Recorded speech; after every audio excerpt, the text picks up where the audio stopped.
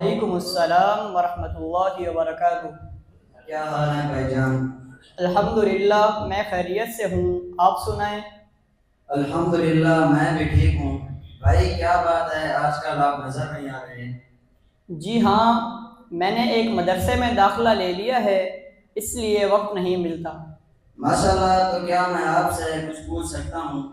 جی بالکل، آپ پوچھیں، میں انشاءاللہ قرآن و حدیث کی روشنی میں آپ کو جواب دینے کی بھرپور کوشش کروں گا۔ آپ کا ختم نبوت کے بارے میں کیا عقیدہ ہے؟ ختم نبوت کے بارے میں ہمارا عقیدہ ہے کہ محمد الرسول اللہ صلی اللہ علیہ وسلم خاتم النبیین ہیں، آپ کے بعد کوئی بھی نبی نہیں، اور یہی ختم نبوت کا عقیدہ قرآن مجید کی 100 سے زائد آیات سے ثابت ہے، جیسا کہ اللہ تعالیٰ کا فرمان ہے ما کان محمد ابا احد من رجالکم ولکن رسول اللہ وخاتم النبیین، اور 210 احادیث سے زائد سے ثابت ہے۔ جامعہ ترمذی میں اللہ کے رسول صلی اللہ علیہ وسلم کا فرمان ہے انا خاتم النبیین لا نبی بعدی، میں خاتم النبیین ہوں، میرے بعد کوئی بھی نبی نہیں۔ بھائی جان، آپ کہتے ہیں کہ عقیدہ ختم نبوت قرآن مجید کی 100 سے زیادہ آیات سے ثابت ہے، جبکہ میں آپ کو قرآن مجید کی کئی ایک آیات دکھا سکتا ہوں جس سے یہ بات ثابت ہوتی ہے کہ نبوت کا سلسلہ جاری ہے، ختم نہیں ہوا۔ جی بھائی جان، آپ ضرور پیش کریں۔ جیسا کہ اللہ تعالیٰ نے سورۃ الاعراف آیت نمبر 35 میں ارشاد فرمایا یا بنی آدم اما یاتینکم رسل منکم یقصون علیکم آیاتی فمن اتقی واصلح فلا خوف علیہم ولا هم یحزنون۔ پیارے بھائی، آیت آپ علیہ الصلوۃ والسلام کے اوپر نازل ہوئی، لہذا آپ علیہ الصلوۃ والسلام کے بعد آنے والے رسولوں کا ذکر ہے۔ آپ علیہ الصلوۃ والسلام کے بعد بنی آدم کو کتاب ہے، لہذا جب تک اس دنیا میں بنی آدم موجود ہے اس وقت تک نبوت کا سلسلہ جاری رہے گا۔ جی بالکل، یہ آیت نبی کریم صلی اللہ علیہ وسلم پر نازل ہوئی، لیکن آپ قرآن کریم کے اسلوب سے واقف ہوتے تو یہ غلطی نہ کرتے۔ نبی رحمت صلی اللہ علیہ وسلم کی امت اجابت کو یا ایھا الذین آمنوا سے مخاطب کیا جاتا ہے، جبکہ نبی کریم صلی اللہ علیہ وسلم کی امت دعوت کو یا ایھا الناس سے خطاب ہوتا ہے، نہ کہ یا بنی آدم۔ اگر بقول آپ کے یا بنی آدم اما یأتینکم سے ثابت ہوا کہ نئی شریعت بھی آ سکتی ہے، تو اسی طرح قرآن مجید میں ایک اور آیت بھی موجود ہے اما یأتینکم منی ھدی، اس یأتینکم سے ثابت ہوا کہ نئی شریعت بھی آ سکتی ہے، جو کہ مرزائیوں کے عقیدے کے خلاف ہے کہ تشریعی نبی نہیں آ سکتا۔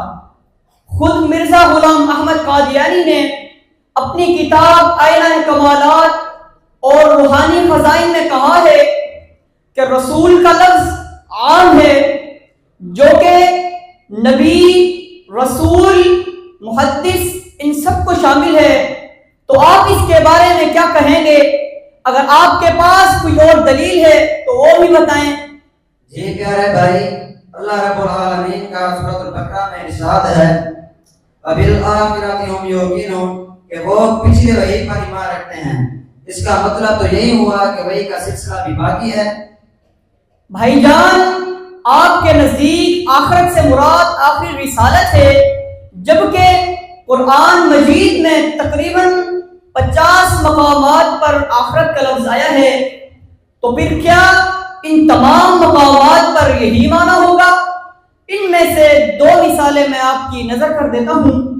نمبر 1، خسرت فی الدنیا والآخرہ، تو پھر کیا معنی ہوگا کہ آخری رسالت والے خسارے میں ہیں۔ نمبر 2، وَتَذَرُونَ الْآخِرَةَ، کہ تم آخری رسالت کو چھوڑ دیتے ہو۔ حالانکہ میرے بھائی ایسی بات نہیں ہے، آخرت سے مراد آخرت ہی ہے، نہ کہ آخری رسالت۔ پیارے بھائی، آپ کا عقیدہ ہے کہ نبوت کا سلسلہ ختم ہو گیا، اور جبکہ آپ کا یہ بھی عقیدہ ہے کہ حضرت عیسیٰ علیہ السلام دنیا میں دوبارہ تشریف لائیں گے۔ جی بالکل، قرب قیامت نزول عیسیٰ برحق ہے۔ جب قرب قیامت عیسیٰ علیہ السلام آئیں گے تو وہ ایک امتی کی حیثیت سے آئیں گے، نہ کہ نبی کی حیثیت سے۔ مسند احمد کی حدیث ہے، سیدنا جابر رضی اللہ عنہ فرماتے ہیں، لو کان موسیٰ حیا، کہ اگر موسیٰ علیہ السلام بھی زندہ ہوں اور میری نبوت کو پالے تو وہ بھی ایک امتی کی حیثیت سے زندگی گزاریں گے۔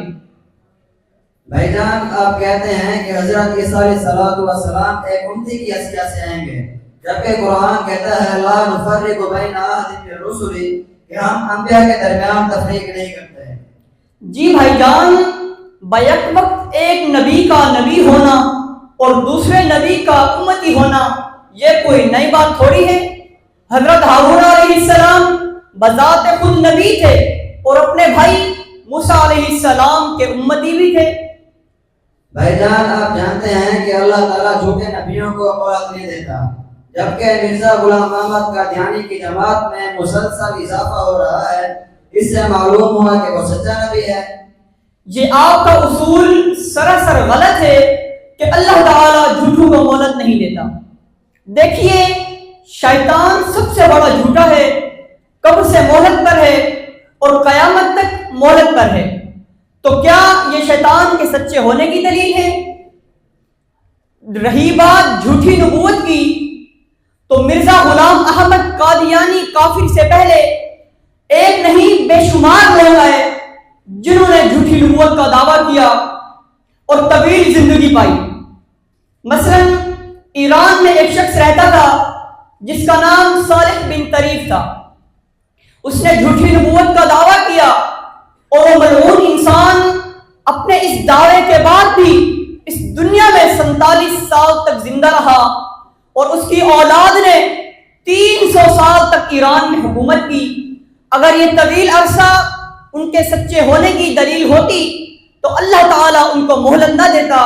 اللہ تعالیٰ کا فرمان ہے انما نملی لہم لیزدادوا اثما، کہ اللہ تعالیٰ جھوٹوں کو اس لیے مہلت دیتا ہے تاکہ ان کے گناہوں میں اضافہ ہو سکے۔ پیارے بھائی، ابھی آپ نے ہمیں کافر کہا، جبکہ ہم کلمہ پڑھتے ہیں، نماز، روزہ، زکوٰۃ دیگر مسلمانوں کی طرح ادا کرتے ہیں، پھر آپ ہمیں کافر کیوں کہتے ہیں؟ بھائی جان، مسلمان ہونے کے لیے پورے اسلام کا ماننا ضروری ہے، جبکہ کافر ہونے کے لیے پورے اسلام کا انکار ضروری نہیں۔ پورے اسلام کا انکار ضروری نہیں۔ دین اسلام کے کسی بھی ایک مسئلہ یا کسی بھی ایک جز کے انکار کرنے سے بندہ کافر ہو جاتا ہے، جبکہ آپ تو کئی مسائل کے انکاری ہیں۔ مسلمہ کذاب اور اس کے ماننے والے وہ آپ کی طرف نمازیں پڑھتے تھے، روزہ رکھا کرتے تھے، کلمہ پڑھتے تھے، قبلے کی طرف منہ کرتے تھے، حتیٰ کہ مسلمانوں کا ذبیحہ بھی کھاتے تھے۔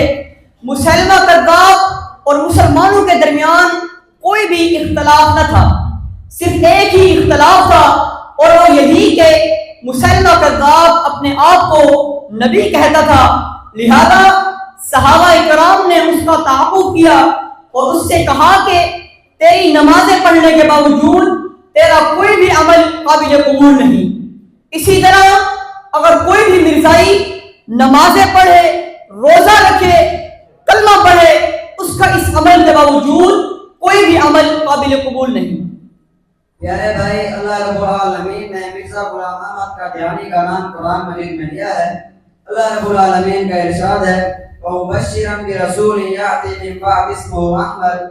پیارے بھائی، اگر اس احمد سے مراد مرزا غلام احمد قادیانی نہیں تو پھر کون ہے؟ بھائی جان، پہلی بات تو یہ ہے کہ پوری امت کا اس بات پر اجماع ہے کہ اس سے مراد خاتم النبیین محمد رسول اللہ صلی اللہ علیہ وسلم کی ذات اطہر ہے۔ دوسری بات، حضرت عیسیٰ علیہ السلام نے کہا من بعد اسمہ احمد، کہ میرے بعد جو نبی آئے گا اس کا نام احمد ہوگا۔ یہی وجہ ہے کہ نبی علیہ السلام فرمایا کرتے تھے انا بشارۃ عیسیٰ، کہ میں عیسیٰ علیہ السلام کی بھیجی ہوئی خوشخبری ہوں۔ تیسری بات کہ جتنے بھی انبیاء کرام علیہم السلام کے جو نام ہیں وہ مفرد مذکور ہوئے ہیں، جبکہ مرزے کا نام مرکب ہے، اور انہی مفرد میں سے میں آپ کو مثال پیش کر دیتا ہوں۔ مثلا آدم علیہ السلام، ابراہیم علیہ السلام، یعقوب علیہ السلام، موسیٰ علیہ السلام وغیرہ، جبکہ مرزے کا نام مرکب ہے، اس کا نام احمد نہیں بلکہ اس کا نام غلام احمد ہے، اس کا نام غلام احمد ہے۔ تو یہ اس آیت کا کیسے مصداق ہوا؟ اب میں آپ کے سامنے کچھ تقابلی تجزیہ پیش کرنا چاہتا ہوں۔ جی بالکل۔ نمبر 1، نبی کریم صلی اللہ علیہ وسلم عربی تھے، جبکہ مرزا غلام احمد قادیانی اجمی ہے۔ نمبر 2، نبی کریم صلی اللہ علیہ وسلم قریش خاندان سے تعلق رکھنے والے تھے، جبکہ مرزا غلام احمد قادیانی ایک مغل کا بچہ ہے اور اپنے آپ کو فارسی کہنے کا مدعی ہے۔ نمبر 3، نبی کریم صلی اللہ علیہ وسلم امی تھے، جبکہ مرزا غلام احمد قادیانی کئی کتابوں کا مصنف ہے۔ نمبر 4، نبی کریم صلی اللہ علیہ وسلم جس دین اسلام کو لائے وہ آزادی کا مترادف ہے، جبکہ مرزا غلام احمد قادیانی کا دین غلامی کا مترادف ہے۔ نمبر 5، آپ کے صادق و امین ہونے کے معترف تو اس زمانے کے بڑے بڑے کافر بھی تھے، جس کی زندہ مثال ہرقل اور ابو سفیان کا مکالمہ، جسے سن کر دنیا کفر کی دیواریں ہل گئی اور وہ ایمان لانے پر مجبور ہو گئے، جبکہ مرزا غلام احمد قادیانی اس کے دجل و فریب اور کذب بیانی سے اس کے اپنے پریشان ہیں۔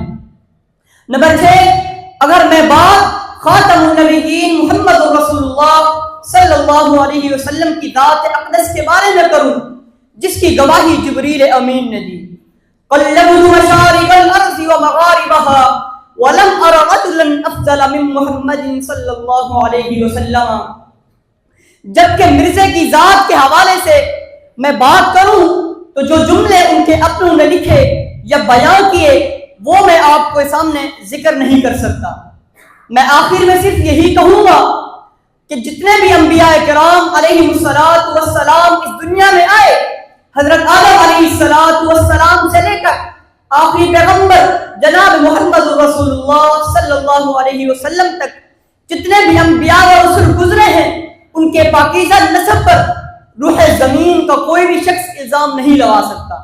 یہی وجہ ہے کہ نبی علیہ السلام نے فرمایا تھا، خرجت من نکاح او لم اخرج من سفاح من لدن آدم الى ان ولدنی ابی و امی لم یصبنی من سفاح الجاہلیت شیء۔ جبکہ مرزے کا خود نسب نامہ مشکوک ہے، میں اور کیا کہوں۔ اچھا بھائی، آپ کا بہت شکریہ، آپ نے مجھے بہت اچھی معلومات فراہم کی۔ جی بھائی جان، یہ تو چند چیزیں تھی جو میں نے آپ کے سامنے رکھی۔ اگر میں بات کروں مرزا غلام احمد قادیانی کے اخلاق و کردار کے بارے میں تو نبی ہونا تو دور کی بات ہے، وہ معاشرے کا ایک اچھا انسان بھی ثابت نہیں ہو سکتا۔ اچھا بھائی، آپ کا بہت شکریہ، آپ نے میری ختم نبوت کے حوالے سے بہت اچھی رہنمائی کی ہے۔ آج کے بعد میں مرضیت کے قریب ہی نہیں جاؤں گا انشاءاللہ۔ اللہ تعالیٰ آپ کو استقامت نصیب فرمائے۔ آمین۔